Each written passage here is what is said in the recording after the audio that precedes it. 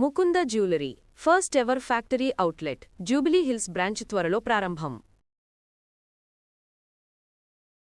నమస్తే అమ్మా. నమస్తే తల్లి.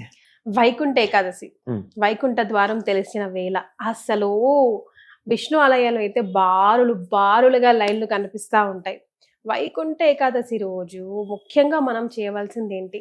ఆ రోజు ఒకవేళ పెద్ద ఆయన్ని చూడడం మిస్ అవుతే మా పరిస్థితి ఏంటి? ఆయన్ని మనం చూడాలా, మనని ఆయన చూడాలా? ఆయన మనల్ని చూడాలి. ఆయన మనని చూడాలి అంటే అటెండెన్స్ ఆయన మనని చూడాలి అంటే మనం గుడికి వెళ్ళి తోపులాట్లో పడి అని మోచేతులతో ఇట్లా తూచుకుంటూ నన్ను ముందెళ్ళని అని అవతల వాళ్ళని విసుక్కుంటూ ఇలాంటివన్నీ చేస్తే మన వంక దేవుడు చూస్తాడా? చూడడు. అంతే కదా. వైకుంఠ ద్వారం అన్నది ఉత్తర ద్వార దర్శనం అంటారమ్మా దీన్ని. యోగ నిద్ర ముద్రితుడైనటువంటి శ్రీ మహావిష్ణువు మేలుకుంటాడు. ఆషాఢ శుద్ధ ఏకాదశి నాడు ఆయన నిద్రకి ఉపక్రమించిన వాడు ఇప్పుడు మేలుకుంటాడు. ఆ ద్వారం నుండి ఎందుకు వస్తారు చెప్తాను. మేలుకున్న తర్వాత ముందుగా తన పడుకున్న చోటు నుంచి ఇంట్లోకి వస్తాడు, వీధిలోకి రాడు కదమ్మా ఎవరైనా. అవునా కదా. దివానే ఖాస్ దివానే ఆమ్ అంటారు ఇక్కడ మనకు ఒక పదం. అంటే ఆత్మీయులైనటువంటి వాళ్ళకి దివానే ఖాస్, ముఖ్యమైన వాళ్ళకి లోపల ఇంటి లోపల దర్శనమిస్తారు. దివానే ఆమ్ ప్రజలంతా ఎదురు చూస్తూ ఉంటే బయటకు వచ్చి నన్ను చూసుకోండి అని దర్శనమిస్తారు. అందరికి ఉంది కదా, అందరు ఉంది కదా. పబ్లిక్ కి కనపడేది వేరు, ఆత్మీయులకు దర్శనమిచ్చేది వేరు. ఈయన తాను పడుకున్నటువంటి చోటు నుంచి, మన భాషలో చెప్పుకోవాలంటే ఆయనకి మనలాగా ఉంటుందని కాదు సుమా, అర్థం కావడానికి చెప్పడం, పడక గదిలో నుంచి హాల్లోకి వచ్చాడు అనుకోమ్మా, అక్కడ ఉండే దర్శనం అన్నమాట ఇది. బయటికి వచ్చేది తర్వాత. అందుకని ఉత్తర ద్వారం అటుపక్క నుంచి లోపలికి వెళ్ళి దర్శనం. ఉదాహరణకి మనం తిరుమలే, మీరు ఇందాకే అన్నారు కదా, తిరుమల దర్శనం మాట. దానికి వెళ్తూ ఉంటే ఇలా నేరుగా క్యూలో పెడుతున్నాం కదా. మనకి ప్రెసిడెంట్ ద్రౌపది ముర్ము గారు వచ్చినా, నరేంద్ర మోడీ గారు వచ్చినా ఎటు నుంచి తీసుకెళ్తారా? మనం వెళ్ళే క్యూ సైడ్ నుంచి తీసుకెళ్తారా? వెళ్ళరు. ఆ పక్క నుంచి హుండీ ఉంది కదా, హుండీ వెనక నుంచి మహాద్వారంలో లోపలికి తీసుకెళ్తారు. ఆ ద్వారానికి ఈ ద్వారానికి తేడా ఉందా లేదా? ఉంది. ఆ ద్వారం ఇది. వైకుంఠ ద్వారం దగ్గర ఆయన దర్శనం ఇస్తాడు అని చెప్పి, అంటే వైకుంఠానికి ఉత్తరం వైపు ఉన్న ద్వారంలో ఆయన లేచి బయటకు వచ్చి అక్కడి నుంచి బయట వైపుకి తూర్పు దిక్కుగా ఉండే వైపు అందరి వైపుకు తిరిగి అక్కడ ఎదురు చూస్తున్న వాళ్ళకి దర్శనం ఇస్తాడు. మొదటి దర్శనం కావాలని తాపత్రయపడుతూ ఉంటారు కదా. ఈ తాపత్రయంలో మొదటి దర్శనం అన్న దాని మీదే మన దృష్టి ఉంది, కానీ దేవుడి మీద లేదు. మరే అటువంటి దర్శనం కోసం నిజానికి ఎదురు చూస్తూ ఉండేటటువంటిది.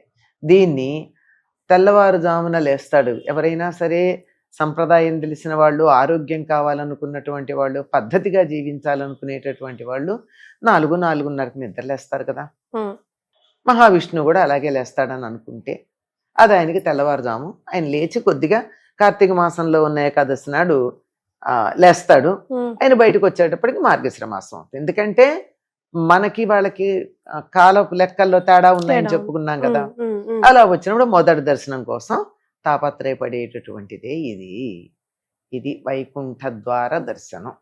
అంటే వైకుంఠ ద్వారం ద్వారా లోపలికి వెళ్ళడం, ఆయన బయటకు వచ్చి మనకి దర్శనం ఇవ్వడం కాక మనం లోపలికి వెళ్ళి ఆయన చూడడానికి ఆ ద్వారం గుండా లోపలికి వెళ్ళడం అని.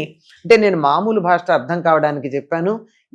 ఈ పదాలని, ఈ ఉపమానాలని వైకుంఠానికి అన్వయం చేసుకోకండి, మనకు అర్థం కావడం కోసం చెప్పింది ఇది. అమ్మ, మరి మనం అయితే దర్శనం కోసం వెళ్తూ ఉంటాం, కానీ అసలు ఏం చేయాలమ్మా? ఇప్పుడు మనం చూస్తున్నాం, అయ్యవారిని చూస్తున్నాం, దండం పెట్టుకుంటున్నాం కదా.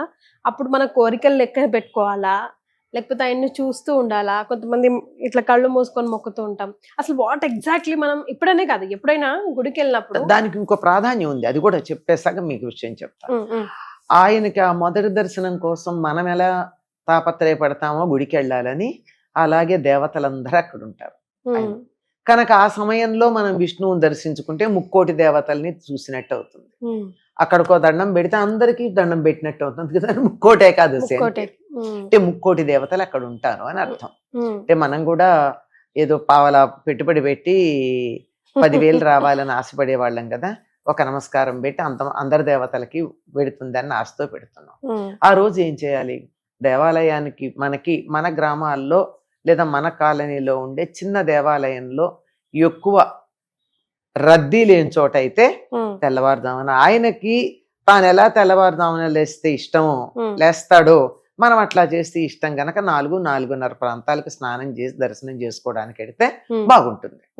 కానీ అలా వీలు కాలేదు, అనేక కారణాలు ఉంటాయి. అక్కడ రద్దీగా ఉండొచ్చు, మన ఇంట్లో ఏవో వీలు కాకపోవచ్చు, ఎవరో పేషెంట్లు ఉంటారు, పసిపిల్లలు ఉంటారు, బంధువులు ఉంటారు, ఆ సమయాలలో వెళ్ళడం వీలు కాదు. అట్లాంటప్పుడు ఇంట్లోనే ఆ సమయానికి దైవానికి పూజ చేసుకుంటే చాలు. ఆయన నిద్ర లేచి తాజాగా ఉంటాడు. ఇంకా ఈనాటి వ్యవహారాలు ఏవి బుర్రలోకి ఎక్కలేదు. నిద్ర లేవంగానే హాయిగా నిద్రపోయి మెలకు వచ్చినప్పుడు ఎంత సుఖంగా ఉంటుందో, అంత తాజాగా ఉంటాడు గనక ఆయనకి మనం ఇచ్చేటటువంటి అప్లికేషను చాలా త్వరగా చేరుతుంది కనుక మనం ఆ సమయంలో ఇంట్లో ఉన్న ఆయన్ని తలుచుకోవచ్చు. సాధారణంగా ఆ రోజున విష్ణు సహస్రనామం చదవడం లాంటివి చేస్తూ ఉంటారు. దండం పెట్టే విధానం నాకు చెప్పండి అమ్మా. అంటే నిజంగా అదే దేవుడికి దగ్గరికి వెళ్ళాక చాలా మంది ఏం చేస్తారంటే కళ్ళు మూసుకుంటారు. కళ్ళు మూసుకోవడం అన్నది తన్మయత్వానికి చిహ్నమే గాని దేవుణ్ణి చూడం కదమ్మా. తిరుపతికి వెడతాము, క్షణం కూడా ఉండనీరు మన్ని. క్షణం కూడా ఉండనీనప్పుడు అక్కడి నుంచి బయటకు వచ్చేస్తే అక్కడ ఉన్న కాసేపు కళ్ళు మూసుకుని దండం పెట్టుకుంటే అసలు దేవుడు ఎట్లా ఉన్నాడో మనకి తెలీదు. ఎన్నో సార్లు అసలు వెంకటేశ్వర స్వామి ఎట్లా ఉన్నాడు అని ఆయనే మాయ చేస్తాట గుర్తుండకుండా ఉండేది. బయటకు వచ్చాక ఇమాజిన్ లోకి దొరకడు అస్సలు. ఆయన చేసే పని అట్లా ఉంచి మనం కూడా అలాగే చేస్తాం కదా, అక్కడికి వెళ్ళి కళ్ళు మూసుకుంటాం. నిజమే, కళ్ళు మూసుకోవాలి. ఇప్పుడు ఆయన్ని చూస్తూ నమస్కారం చేసుకుని యువతలకు వచ్చాక కళ్ళు మూసుకుని ఆ చిత్రం మనసులో భద్రపడేటట్టుగా అప్పుడు కళ్ళు మూసుకోవాలి, బయటకు వెళ్ళకూడదు. ఇలా చూడాలి, చూసి ఆ తర్వాత యువతలకు వచ్చి కళ్ళు మూసుకోవాలి. అప్పుడు అలా లోపల భద్రంగా ఉండిపోతాడు, సేవ్ అయిపోయి ఉంటుంది. అది అందుకని చేతులు జోడించి వీలైతే తల మీద చేతులు పెట్టుకుని, అది కాకపోతే కనీసం ఇక్కడ దాకా చేతులు పెట్టి ఆయనకి చేతులు పూర్తిగా కలపాలమ్మా. 5 వేళ్ళు 5 వేళ్లతో కలవాలి. ఇలా కలిసి ఇలా అంటే తామర మొగ్గలాగా ఉంటుంది. ఇలా కలిస్తే ఇలా అలా ఉన్నటువంటి అలా నమస్కారం చేసుకుని ఆయనకి నమస్కారం చేసుకుని రావాలి. కోరుకోవాలా అంటే అక్కడ ఉండగా కోరిక గుర్తొస్తుందా? రాదు అసలు, రాదు కదా. అక్కడ దేవుడు లేడు. అక్కడుండి కోరిక కోరుకుంటే నీ హృదయంలో దేవుడు కాక నీ కోరిక ఉన్నాడు. అక్కడ దాకా వెళ్ళడం దేనికి? కోరికను తలుచుకోవడానికి. ముందనుకోవచ్చు, బయటకు వచ్చాక అనుకోవచ్చు.